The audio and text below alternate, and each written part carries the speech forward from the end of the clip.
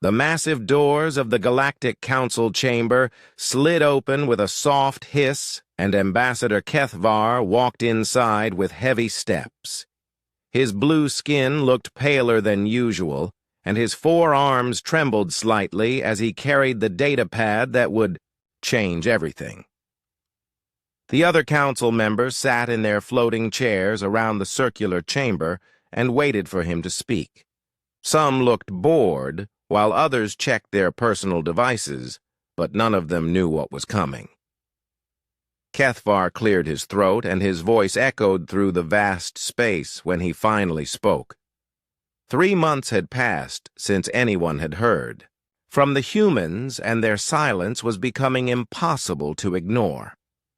At first, the council had thought it was just another human protest, or maybe some technical problems with their communication systems. Humans were always complaining about something or asking for more rights and freedoms that other species took for granted.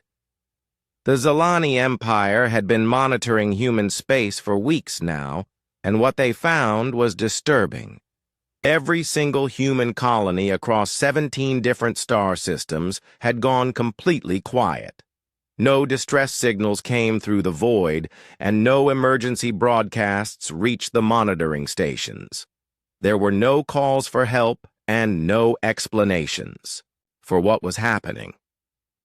The humans had simply stopped talking to the rest of the galaxy. Captain Jake Morrison had been the last human to stand in this very chamber just 4 months ago. His brown hair was streaked with gray, and his green eyes burned with frustration as he spoke to the council about the new restrictions they were placing on human expansion. The other species had voted to limit human trade routes and reduce their access to certain technologies.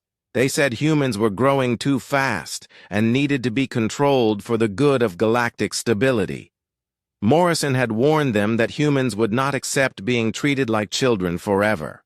He spoke about human pride and their need for freedom to explore and grow.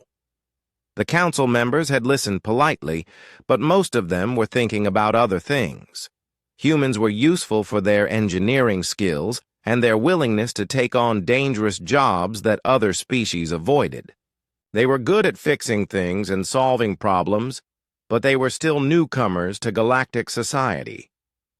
The established races had been part of the Galactic Council for thousands of years. The Corvan had built the first trade networks, and the Thaxians had created the military protocols that kept peace between the systems. Humans had only joined 200 years ago, and they should be grateful for being allowed into such an ancient and respected organization. They should know their place and accept the wisdom of their elders, but now those useful humans were gone and nobody knew where they went. The council investigation teams had been sent to check the human colonies, and what they found was even more puzzling than complete silence. Every human settlement had been evacuated in perfect order. There were no signs of fighting or forced removal. No bodies were left behind, and no evidence of violence could be found anywhere. The humans had packed up their entire civilization with careful planning and methodical precision. They had taken their belongings and their technology and their knowledge and simply walked away from everything they had built in council space. Space stations that had housed millions of humans were empty but clean. Research laboratories were cleared out but not destroyed. Even the garbage had been properly disposed of before they left. Dr. Lydia Carter had been one of the most respected human scientists, and her laboratory on New Terra had been a center for advanced physics research. When the investigation team entered her facility, they found it completely empty except for a single data pad left on her desk. The pad contained her personal research notes from the months before the Exodus, and the entries became more cryptic as the dates got closer to the disappearance. Carter had written about something called Project Silence, but she never explained what it meant. Her notes mentioned secret meetings with human military leaders and references to coordinates that pointed toward the outer rim of the galaxy. Those regions were considered dangerous and uninhabitable by most galactic species. The radiation levels were too high, and the gravitational anomalies made travel extremely risky. The Council had always assumed that humans stayed in the safe zones like everyone else. They had colonies on pleasant worlds with good atmospheres and reasonable climates. Why would they risk traveling to the galactic rim where death waited in the empty spaces between stars? It made no sense for a species that valued life and safety as much as humans claimed to do. Kethvar continued reading from his datapad, and his voice grew quieter as he shared more disturbing details. Human cargo ships had been spotted moving toward the rim in the weeks before the silence began. These ships were loaded with supplies and equipment, but they were also carrying things that made no sense for a normal evacuation. Advanced manufacturing, equipment, and rare materials that would be needed for building new colonies were packed into those ships. The humans had not been running away from something. They had been preparing to build something new somewhere else. They had planned their departure for months, or maybe even years, and they had done it so quietly that the Council intelligence networks had missed all the signs. The greatest surveillance system in galactic history had been completely fooled by a species that most Council members considered to be simple and straightforward. Defense Minister Vextar of the Aquatic Dominion raised one of his tentacles to ask a question. His voice bubbled through the water in his environmental suit as he wondered if the humans might be planning some kind of attack against the Council. Perhaps they were building weapons in the outer rim and preparing for war against the species that had restricted their freedom. Kethvar shook his head and showed the Council the most puzzling piece of evidence. Every human military installation in Council space had been carefully dismantled before the evacuation. Weapon systems had been removed, and defense networks had been shut down properly. If humans were planning a war, they would not have destroyed their own defensive positions. They would have left them intact to slow down any pursuit or to serve as fallback positions if their plans failed. The truth was simpler and more frightening than war. The humans had left because they wanted to leave. They had made a collective decision to abandon the Galactic Council and seek their fortune elsewhere in the vast universe. They had not been forced out by enemies, and they had not been driven away by disasters. They had simply decided that life in Council space was not worth living anymore. Council members began to murmur among themselves as the implications of this revelation sank in. If humans could disappear so completely and so quietly, then what did that say about Council security? If an entire species could pack up and leave without anyone noticing until it was too late, then how many other threats might be hiding in plain sight? The chamber fell silent as Kethvar reached the end of his report. Somewhere beyond the rim of known space, an entire human civilization was building something new. They had taken their knowledge and their determination and their refusal to accept limitations, and they were using those qualities to create a future that did not include the Galactic Council. The age of human cooperation was over, and nobody knew what would replace it. 6 months had passed since the humans vanished, and the Galactic Council was beginning to understand what they had lost. The first problems started small and seemed unimportant, but they grew bigger with each passing day. Trade routes that had operated smoothly for decades began experiencing delays and equipment failures. Space stations reported power fluctuations and communication errors that nobody could explain or fix. The Nexari Corporation was the first major business to admit they were in serious trouble. Their mining operations on 43 different worlds relied on human-designed extraction equipment and human-trained maintenance crews. When the humans disappeared, They took their technical knowledge with them and left behind machines that other species could operate but could not repair. The Nexari engineers tried to figure out the human systems, but the technology was more complex than anyone had realized. Corporate Director Zelmoth called an emergency meeting with the council, and his panic was obvious to everyone in the room. The extraction equipment was failing at a rate of 3 machines per day, and replacement parts were impossible to manufacture without human specifications. The Nexari had always assumed that human technology was simple and crude compared to their own advanced systems. They discovered too late that human engineering was actually more sophisticated than anything they had ever seen.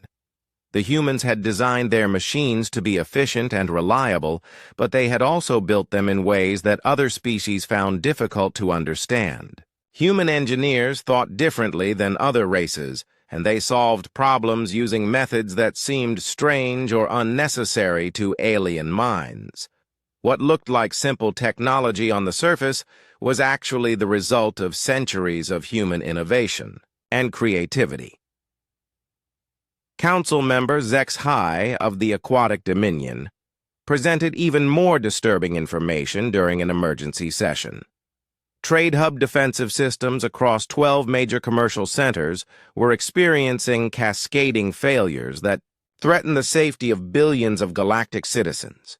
These defensive networks had been designed by humans to protect against pirates and hostile forces, but now they were shutting down one by one without warning.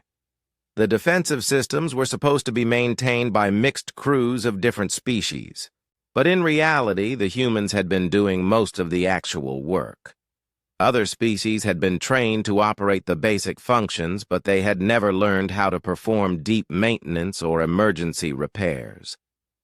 The humans had always been available to handle the difficult problems, so nobody else had bothered to master the complex systems. Admiral Lisa Wong had been the human military liaison to the Council Defense Committee, and she had worked closely with alien military leaders for over a decade.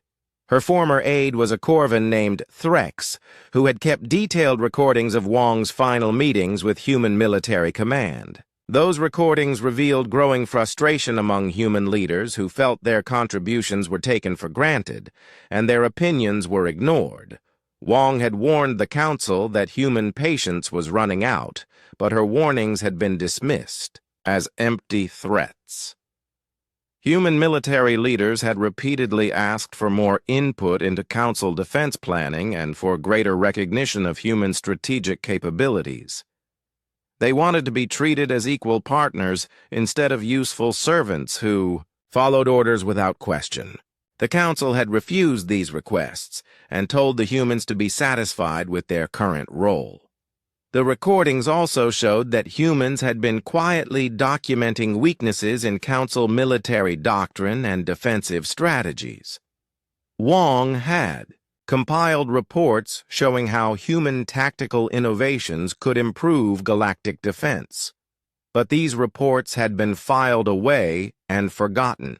The council military leadership preferred their traditional methods and saw no need to change systems that had worked for thousands of years. Now those same military leaders were discovering that their traditional methods had serious flaws that only humans had been able to patch. Human tactical analysis had been integrated into council military planning so completely that removing it left dangerous gaps in their strategic capabilities. Computer simulations that had always produced reliable results were now generating unpredictable outcomes that confused and worried military planners. The most shocking discovery came from engineering teams investigating abandoned human facilities. Every single human-built defensive installation had been systematically dismantled before the evacuation.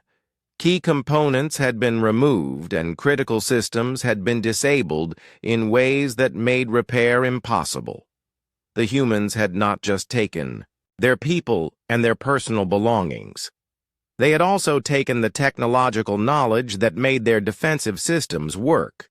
Chief Engineer Ben Rodriguez had designed the power distribution networks for 17 major space stations, and his systems had been considered minor engineering achievements when they were first installed. Other species had more advanced power generation technology, and they had looked down on human electrical systems as primitive and inefficient.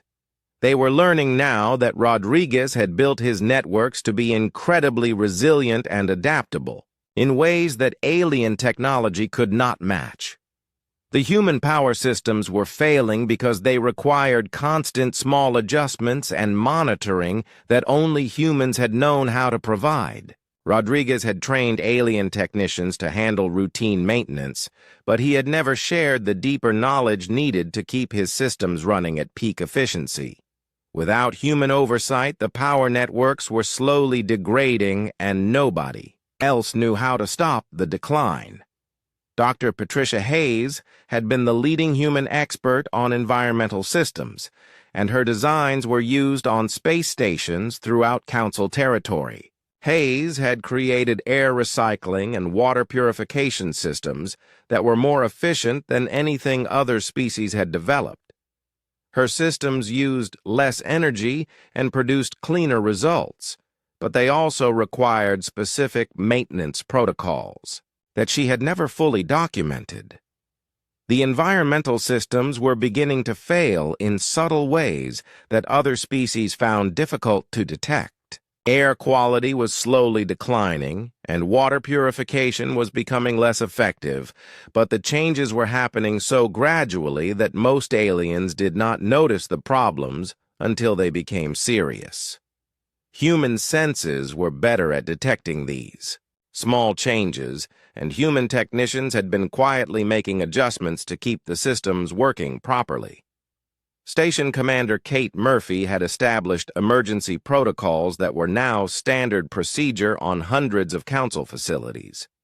Her crisis management systems had prevented disasters and saved lives countless times over the years, but they had always been implemented by teams that included human personnel. Without humans to coordinate the emergency responses, the protocols were becoming less effective and more prone to failure. The Council was slowly realizing that humans had been essential partners in ways that nobody had understood or appreciated. They had not just been useful helpers who followed orders and performed simple tasks. They had been creative problem solvers who saw solutions that other species missed, and who quietly fixed problems before they became crises. The galaxy was a more dangerous place without them, and the danger was growing every day. 1 year after humanity vanished, the galactic economy was collapsing, and nobody could stop it. What had started as minor technical problems had grown into a crisis that threatened the survival of entire civilizations. The Corvan Trade Federation was the first major power to formally request emergency assistance from the Council as their shipping networks failed across dozens of star systems. Trade Minister Colvex stood before the Council with documents that painted a picture of complete systemic breakdown. The shipping routes that connected the Corvan worlds had been designed by human logistics experts who understood traffic flow and cargo management better than any other species.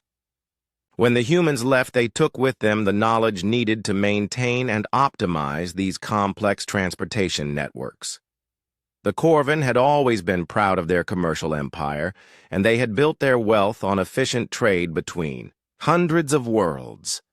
They had hired human engineers to improve their systems, but they had never bothered to learn how those improvements actually worked. The humans had been treated like useful servants who performed technical tasks while Corvan leaders made the important business decisions. Now the Corvan were discovering that their human servants had actually been the ones keeping their entire economy running. Without human oversight, the shipping schedules were becoming chaotic, and cargo was being lost or delayed throughout Corvan space. Supply chains that had operated smoothly for centuries were breaking down, and essential goods were not reaching the worlds that needed them most. Engineer. Ben Rodriguez had been considered a minor figure during his time with the Council, but his influence on galactic infrastructure was becoming clear now that he was gone. Rodriguez had designed fusion reactor control systems that were used on over 200 worlds, and his technology had been quietly preventing disasters for decades. The alien engineers who operated these reactors had never understood the subtle safety mechanisms that Rodriguez had built into his designs. The fusion reactors were still producing power, but they were no longer operating within safe parameters. Rodriguez had created monitoring systems that made tiny adjustments to prevent dangerous fluctuations, but these systems required human oversight to function properly. Without humans to interpret the data and make corrections, the reactors were slowly moving toward critical failure states that could destroy entire cities. Dr. Sandra Mills had been the leading human expert on reactor safety, and she had spent years training alien technicians to work with Rodriguez's designs.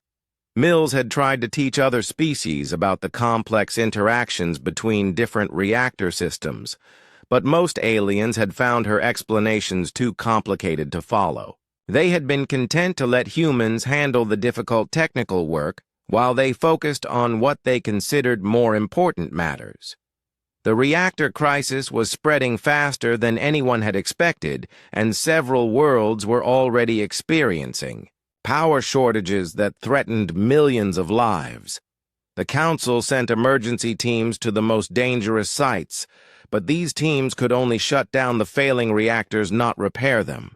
Each shutdown left entire planets without adequate power and forced local governments to implement emergency rationing that caused widespread social unrest. The Thaxian military collective faced their own version of the same problem as their combat algorithms began producing unpredictable results. General Kate Murphy had worked with Thaxian strategists for over a decade, and her tactical doctrines had been integrated so thoroughly into their military planning that removing them created dangerous vulnerabilities in their defense systems. Murphy had taught the Thaxians how to analyze enemy movement patterns and predict battlefield outcomes with greater accuracy than their traditional methods allowed. Her human perspective on warfare had helped them win several important conflicts and establish their reputation as the premier military force in Council space. The Thaxians had been proud of their partnership with human military advisors, but they had never learned to replicate human strategic thinking. The Thaxian war computers were designed to process vast amounts of battlefield data and generate tactical recommendations for field commanders. These computers had always relied on human-designed analysis protocols that took into account factors that other species often overlooked. Without human input, the computers were still producing recommendations, but these suggestions were becoming increasingly unreliable and sometimes completely wrong, Commander. Rick Davis had been Murphy's chief assistant, and he had developed training simulations that were used throughout the Thaxian Military Academy. Davis had created realistic battle scenarios that taught young officers how to think creatively and adapt to unexpected situations. His simulations had produced a generation of Thaxian officers who were more flexible and innovative than their predecessors. The military academy was still using Davis's simulations, but they were no longer getting the same results. The scenarios had been designed to challenge students in ways that encouraged human-style problem-solving and creative thinking. Without human instructors to guide the learning process, the simulations were becoming simple exercises that taught rigid responses to predetermined situations. The most disturbing discovery came from Council intelligence services, who had been investigating mysterious problems occurring throughout galactic civilization. Dr. Angela Foster had been working quietly for years to identify and solve problems that other species did not even know existed. Her research had prevented disease outbreaks and environmental disasters and resource shortages that could have killed billions of galactic citizens. Foster had used human analytical methods to spot patterns and connections that alien scientists missed because they thought differently about cause and effect relationships. She had developed early warning systems that detected problems before they became crises, and she had created intervention protocols that solved these problems with minimal disruption to normal galactic operations. The intelligence teams found records showing that Foster had prevented at least 30 major disasters over the past 5 years. Each time she had worked behind the scenes to coordinate responses and marshal resources and implement solutions that saved lives and prevented suffering. Her work had been so quiet and efficient that most council members had never heard of her or understood what she was doing. Without Foster and her team of human analysts, the early warning systems were still collecting data, but nobody knew how to interpret the information properly. Potential disasters were developing across dozens of worlds, but the warning signs were being missed or misunderstood by alien scientists who lacked human intuition and creativity. The Council was beginning to understand that they had lost more than just a useful member species. They had lost the people who had been quietly holding galactic civilization together through their intelligence and dedication and willingness to solve problems that other species could not even see. The humans had been essential partners disguised as helpful servants, and now their true value was becoming clear too late to bring them back. 2 years had passed since humanity disappeared, and the Galactic Council was finally ready to admit they needed the humans back. The crisis had grown beyond anything they could handle alone, and civilizations throughout Council space were begging for help that only humans could provide. Emergency sessions were held every day as representatives from dozens of species pleaded for solutions to problems that seemed impossible to solve. The Council authorized the largest search operation in galactic history with orders to find humanity and convince them to return. Deep space reconnaissance missions were launched toward every region where humans might have gone, including the dangerous areas beyond the galactic rim that most species avoided. The search fleets were equipped with the most advanced sensors available, and they carried diplomatic teams prepared to offer humans whatever they wanted in exchange for their help. Admiral Vossatar of the Zalani Space Command led the primary search mission with a fleet of 50 ships and crews from 12 different species. His orders were simple but almost impossible to fulfill. Find the humans and bring them home before galactic civilization collapsed completely. The search area covered thousands of light years and included regions of space that had never been properly explored or mapped. Commander Alex Turner had been one of the most experienced human navigators, and his star charts were the best clues the search teams had to follow.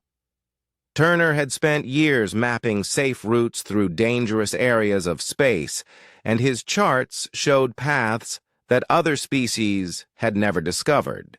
The search teams studied these charts carefully and noticed that Turner had been particularly interested in something he called Class K worlds. Class K worlds were planets that most galactic species considered completely uninhabitable because of extreme environmental conditions. These worlds had toxic atmospheres or dangerous radiation levels or gravitational fields that made landing extremely difficult and survival nearly impossible. The galactic databases listed thousands of Class K worlds, but none of them were considered suitable for colonization by any known species. Dr. Helen Brooks had been a leading human expert on planetary engineering, and her research files contained detailed studies of Class K worlds throughout the galaxy. Brooks had theorized that these hostile environments could be terraformed using advanced technology and careful environmental management. Her proposals had been dismissed by other species as too expensive and too risky to be practical. The search teams began investigating Class K worlds that Brooks had identified as potential terraforming candidates.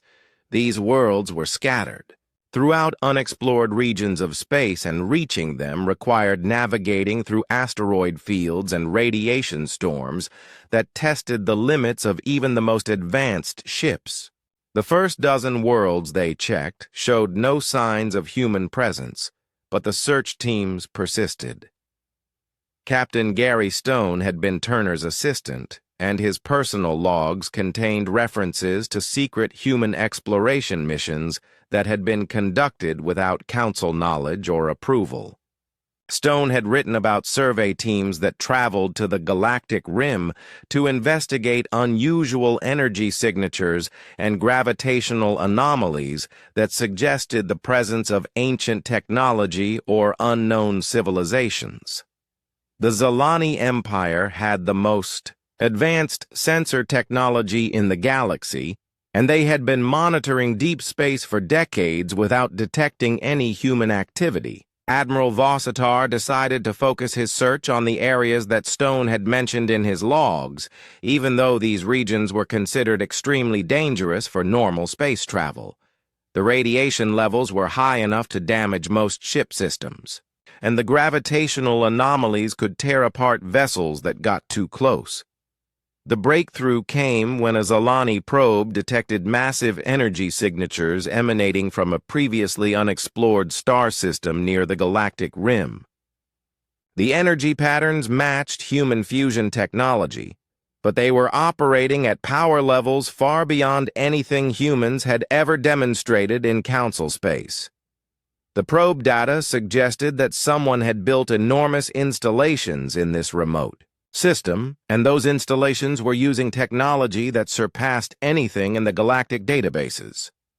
Dr. Neil Patterson had been a quiet human physicist who worked on theoretical energy research, and his encrypted files had been recovered from an abandoned laboratory on Earth. The Council's best cryptographers had spent months trying to decode Patterson's research, and they had finally succeeded in breaking his security protocols. The decoded files revealed that Patterson had been working on advanced fusion designs that could produce thousands of times more power than conventional reactors. Patterson's research showed that humans had developed technologies that they had never shared with the rest of the galaxy. His fusion designs could power entire star systems, and his energy storage systems could accumulate enough power to move planets or build megastructures in space. The implications were staggering because they suggested that humans had capabilities far beyond what they had ever revealed to the Council. The encrypted files also contained correspondence between Patterson and other human scientists discussing something called the Deep Survey Project. This project involved secret missions to explore regions beyond the galactic rim where ancient artifacts had been detected. The humans had apparently discovered evidence of previous civilizations that had left behind technology and knowledge that could revolutionize galactic society. Engineer Linda Hayes had been Patterson's research partner, and her files contained detailed plans for construction projects that seemed impossible to accomplish with known technology. Hayes had designed habitats that could survive in the vacuum of space and manufacturing facilities that could build entire fleets of starships using only raw materials harvested from asteroids and dead worlds. The Council teams studying these files realized that humans had been preparing for their exodus for much longer than anyone had suspected. The secret research and hidden technology development had been going on for decades, while humans publicly cooperated with Council policies and restrictions. They had been building the capabilities they would need to establish an independent civilization, while pretending to be satisfied with their role as junior partners. The search mission finally located the source of the energy signatures, and what they found changed everything the Council thought they knew about human capabilities. The system contained dozens of massive space stations and thousands of ships that were larger and more advanced than anything in Council space. The installations were protected by defensive systems that could destroy entire fleets and the technology. Being used was centuries ahead of anything other species possessed. Admiral Vossitar sent a single message toward the human installations, requesting permission to approach and establish communication. The response came back immediately, and it was both welcoming and terrifying.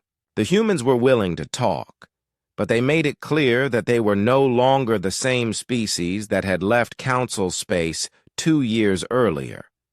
They had grown stronger and more capable, and they had learned things that changed their perspective on the galaxy and their place in it.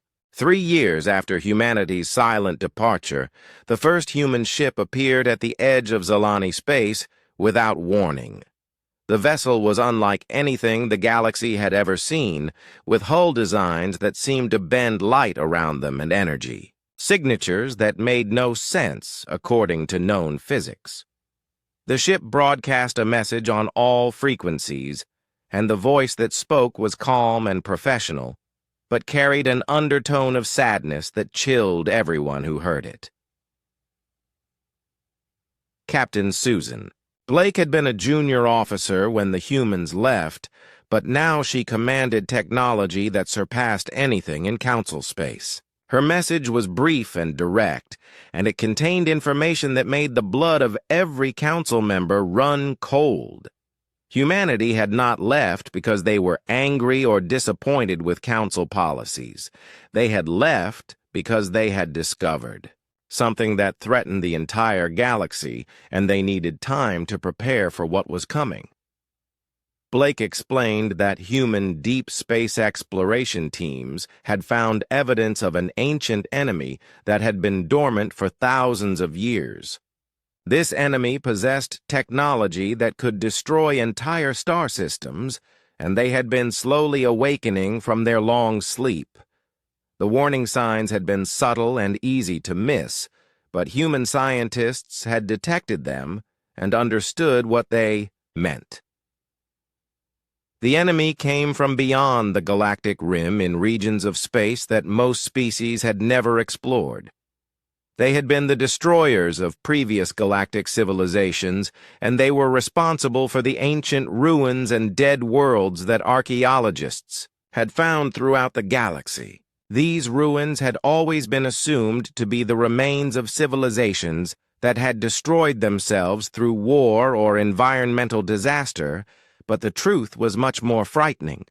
Dr. Marcus Webb had been leading the human deep space survey missions, and his teams had discovered artifacts and technology that revealed the true history of the galaxy. Previous civilizations had been far more advanced than current species, but they had all been destroyed by the same enemy that was now beginning to stir again.